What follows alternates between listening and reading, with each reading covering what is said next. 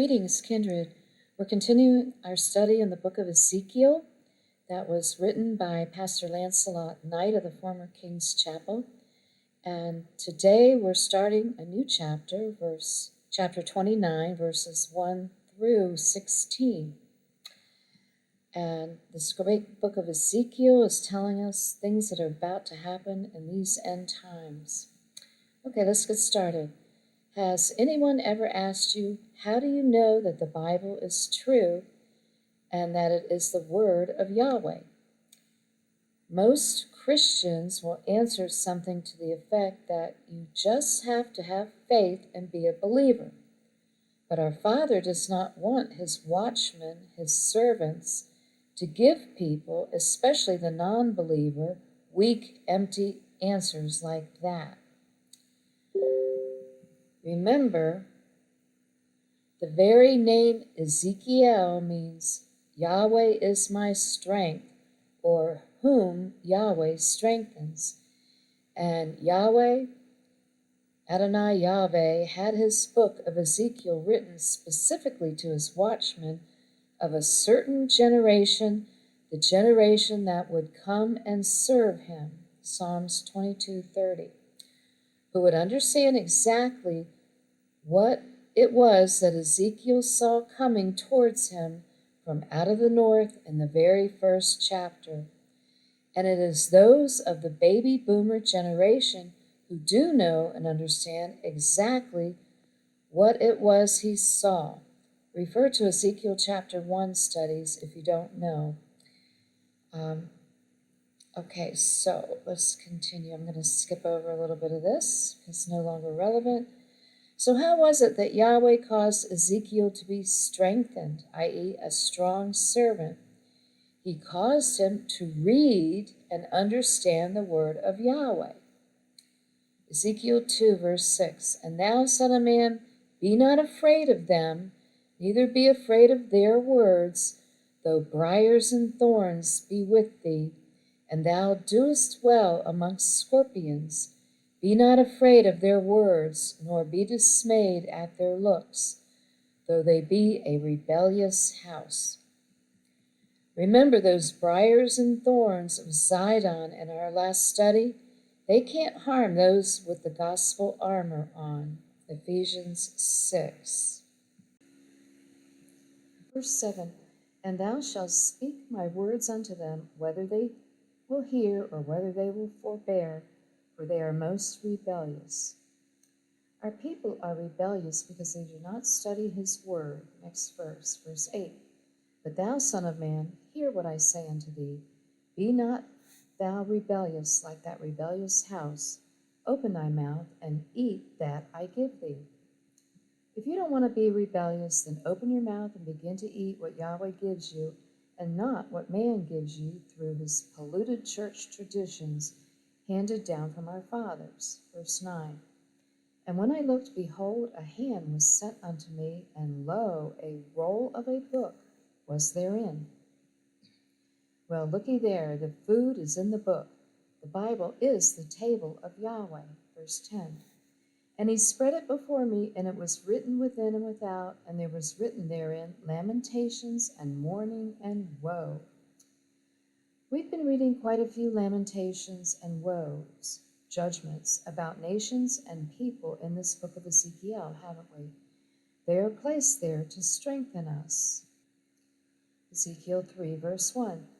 Moreover, he said unto me, Son of man, eat that thou findest, eat this roll, and go speak unto the house of Israel. Again, how was it that Yahweh caused Ezekiel to be strengthened? He caused him to read and understand the word of Yahweh. Verse 2, So I opened my mouth, and he caused me to eat that roll.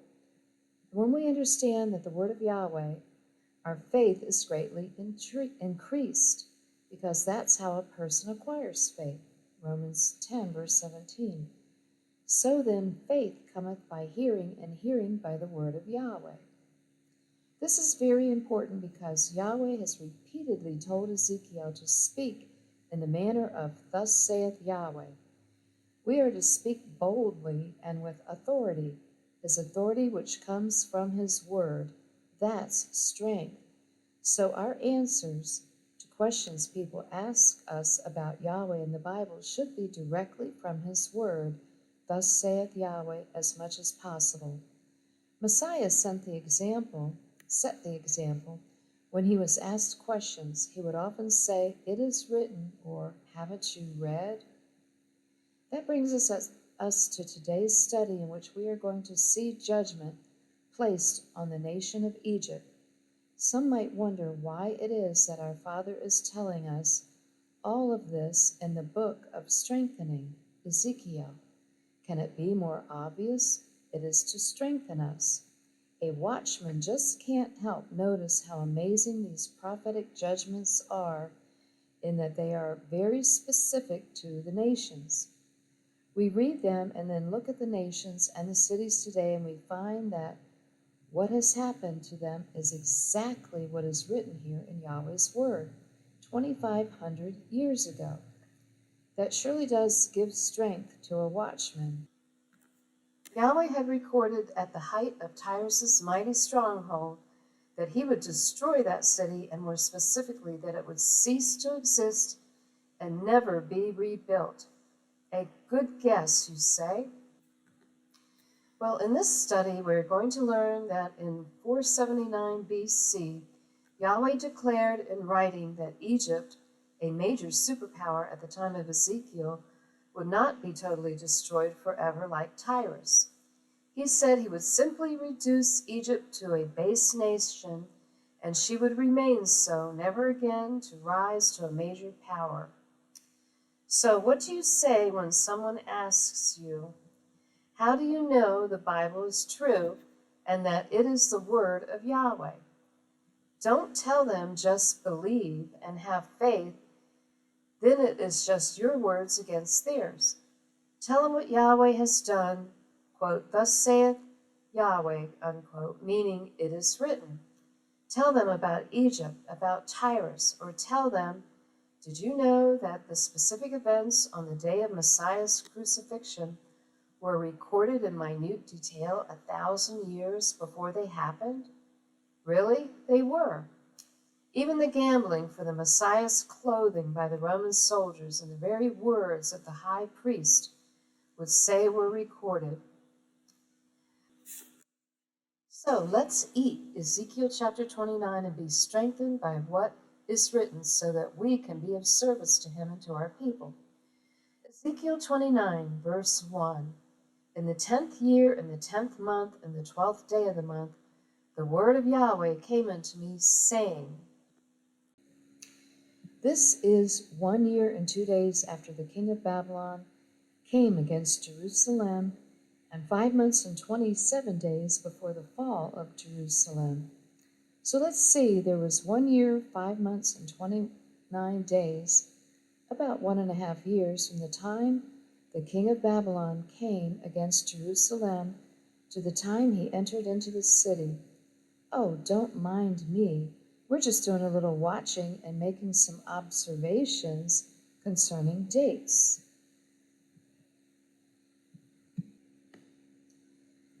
Verse 2, Son of man, set thy face against Pharaoh, king of Egypt, and prophesy against him and against all Egypt.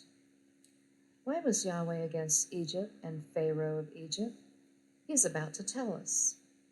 Verse 3, Speak and say, Thus saith Yahweh, Behold, I am against thee, Pharaoh, king of Egypt, the great dragon that lieth in the midst of his rivers, which hath said, My river is mine own, and I have made it for myself. Yahweh likens Pharaoh of Egypt to the great crocodile, translated dragon here. You can read in history where Egypt had built great canals and waterways along the Nile, the river to which Egypt owed its overflowing fertility. So Pharaoh is singing this song of self-importance, saying, I did it. I am the greatest. Look at what I have done. I. Yahweh says, that's a crock. Ezekiel 29, verse 4, But I will put hooks in thy jaws, and I will cause the fish of thy rivers to stick unto thy scales, and I will bring thee up out of the midst of thy rivers, and all the fish of thy rivers shall stick unto thy scales. Looks like Yahweh is going croc fishing with his rod of correction. He's going to yank that crocodile and his smelly fish friends that cling to his scales out unto the land. Verse 5. And I will leave thee thrown into the wilderness, thee and all the fish of thy rivers. Thou shalt fall upon the open fields.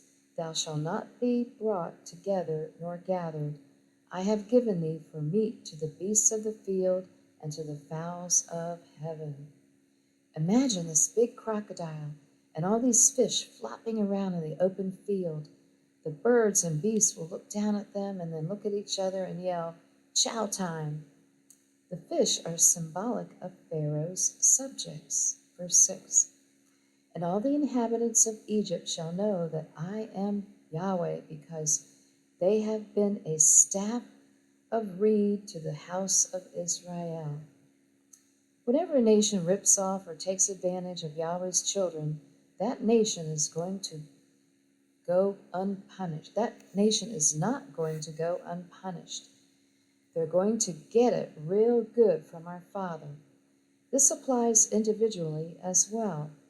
When someone attacks or takes advantage of Yahweh's elect, they are going to have some major problems real soon thereafter. You see, Israel was to rely on Yahweh for their security and protection. But as you know, they looked to the earthly, the physical, i.e., to other strong nations instead.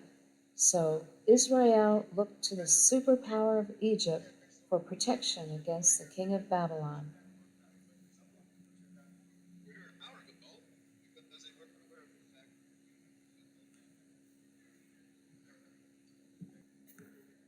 If you recall in chapter 17, King Zedekiah of Judah made a covenant agreement with King Nebuchadnezzar of Babylon that he would be loyal and subject to him. However, Zedekiah then went to Pharaoh of Egypt for protection and broke his agreement with Nebuchadnezzar, which was the same as breaking his covenant to Yahweh, in that Nebuchadnezzar was Yahweh's servant, acting as his instrument of chastisement.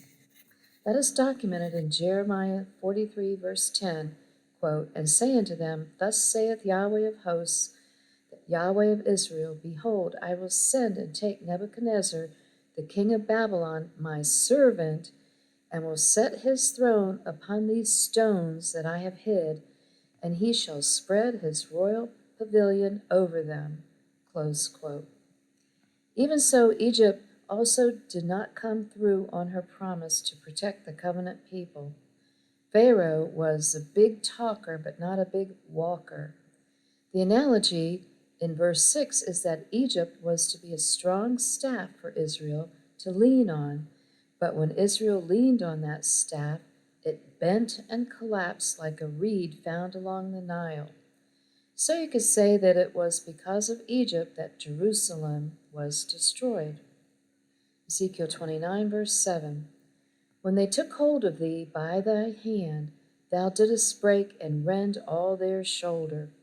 And when they leaned upon thee, thou breakest and madest all their loins to be at a stand.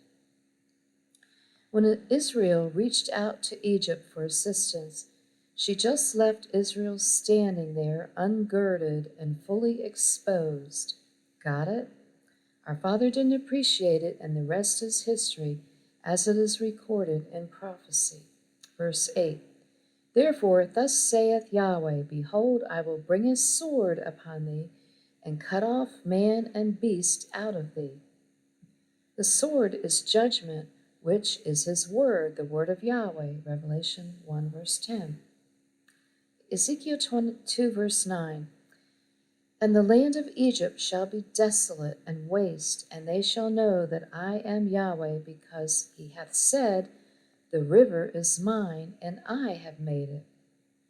Everything Mr. Big Talking Pharaoh said was a crock. Verse 10. Behold, therefore, I am against thee and against thy rivers, and I will make the land of Egypt utterly waste and desolate, from the tower of Syene even unto the border of Ethiopia.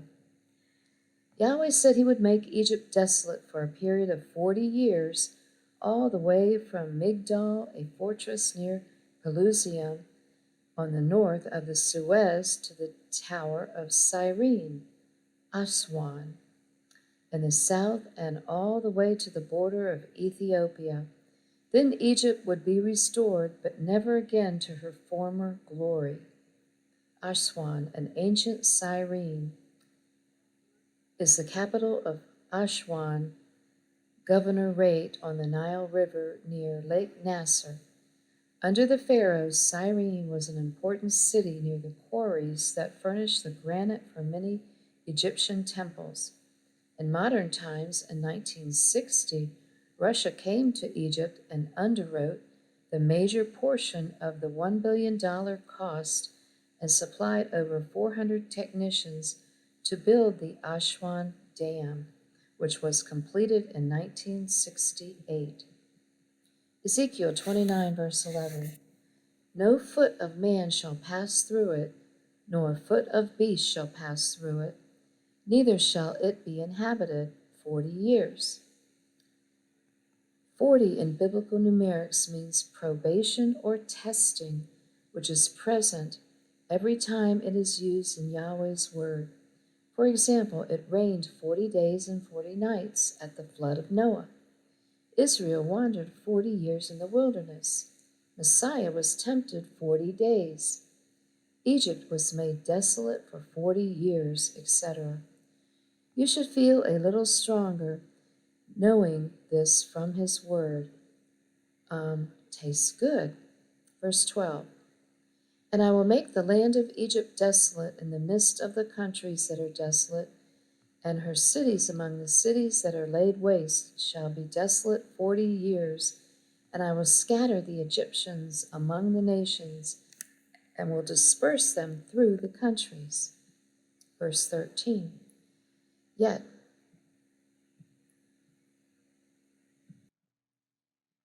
Yet thus saith Yahweh, at the end of 40 years I will gather the Egyptians from the people whither they were scattered. And so it was that Egypt would be restored, but never again to her former glory, as in the days of her reign by the Hyksos, the shepherd kings. Verse 14. And I will bring again the captivity of Egypt, and will cause them to return unto the land of Pathros, into the land of their habitation, and they shall be there a base kingdom. Pathros is the Thebaid, or Upper Egypt, and is birthplace of, i.e., the oldest part of Egypt as to civilization and art. Verse 15. It shall be the basis of the kingdoms, neither shall it exalt itself any more above the nations, for I will diminish them, that they shall no more rule over the nations. Well, take a look at the history of Egypt. Since that time, the Egyptians have never been a major power with rule over the nations. These scriptures were written 2,500 years ago and have come to pass exactly as they are written. You can't argue with Yahweh's prophecy, his word. When he says, thus saith Yahweh, that's exactly how it is or will be. You have to admit this kind of documentation of the verity of Yahweh's word is much more credible than our opinion, isn't it? So when someone asks a question about Yahweh or his word, give them the facts of what he has done. It is written. Verse 16. And thou shalt be no more the confidence of the house of Israel, which bringeth their iniquity to remembrance, when they shall look after them, but they shall know that I am Yahweh. Verse 15 took care of the problem of the house of Israel, ever again relying on Egypt for her protection and her deliverance. Where do you want to put your trust? Will you sing a lamentation because you trusted in the wrong rock, Tyrus? Or look to man and his mighty crock to be your fortress? Or do you sing the Psalm of David? Psalm 71, verse 1. O thee, O Yahweh, do I put my trust. Let me never be put to confusion. Don't look to man or the physical and become confused, ashamed. Look to the true rock of our strength, for in him are we made strong. Ezekiel's. Psalm 71, verse 3. Be thou my strong habitation, whereunto I may continually resort. Thou hast given commandment to save me, for thou art my rock and my fortress. Hallelujah. Okay, that concludes today's study, and next time we'll pick it up beginning with verse 17 in chapter 29. Until then, may Yahweh richly bless you.